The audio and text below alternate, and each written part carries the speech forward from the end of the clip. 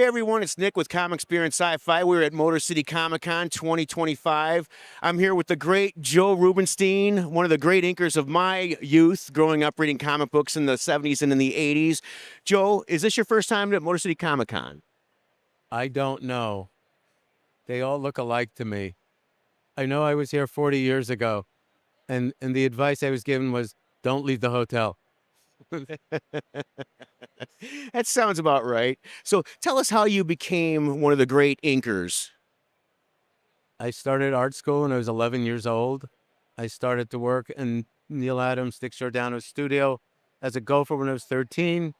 15, I became Dick's assistant along with Wally Wood, Russ Heath. 17, I got my first job at DC, and 19, I got my first job at Marvel. And was it always, were you a big comic book fan and that was your career choice, or were you just trying to become an artist and see where that took you? No, no, no. I came to America from Israel when I was 5 years old, and my older cousin had comic books. I couldn't read the language. I looked at the pictures and got enamored with it, drew my own comics with crayons on lined paper. And, that's all I've ever done my whole life. And then, so some of the highlights of your career, we'll start, we'll kind of jump around, but the official handbook of the Marvel Universe. You hold the world record for inking the most pencilers. So this would be a good question to ask.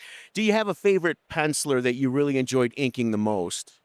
Well, I enjoy the ones that are well drawn. I mean, the John Buscema, Gene Colan, Adam Hughes, Steve Bilson-Kevich, so to challenge me to rise up to the occasion. Okay. And then, of course, you did the Wolverine miniseries. What was Wolverine was the big rock star of that period. How did you like doing that series? I don't know that I knew he was a big deal. Okay.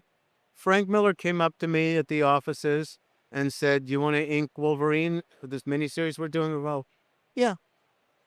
Who knew it would be, the rest of my life? I'm very glad, really happy that I'm associated with him. But it was just like, do the job, do the job the best you can. Okay. And then, of course, the Infinity Gauntlet. Now, what did you think of the Avengers movies that ended up tackling sort of that storyline? I thought the end games were wonderful. Um, and the closest I've ever seen to my work come to life is when Thanos was fighting the Avengers. But that came more from my first job at Marvel, which was the Avengers 2-in-1 annual with Thanos. And it was very pleasing, especially since they made a movie of my Wolverine miniseries. And while it was a fine James Bond movie, it had almost nothing to do with my miniseries, so it was very disappointing. You're referring to the Wolverine, Whatever the hell it was called, the one the one where we went to Japan. Yeah, yeah. in Japan, loses his powers, fights a guy on a train just like James Bond. There's even a scene in the movie which is a steal from Never Say Never Again. I think the writers were going, we're not fooling anybody. This is James Bond. So, what are you working on these days? Nothing. They don't know I'm alive. The companies never call me for any work, so I pretty much do commissions and conventions. I'd like to do comics again just to say I'm doing comics again, but I don't think the companies are aware that I'm around.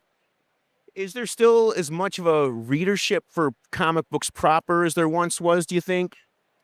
You would have to ask somebody who does that, but I suspect there's so many different places to spend your money that when comic books first started in the late 30s, early 40s, Daredevil, a different Daredevil, sold 4 million units a month because where was your money going to go?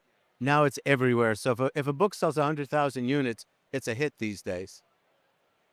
Okay. Well, thanks a lot, Joe. We appreciate you giving us your time. Well,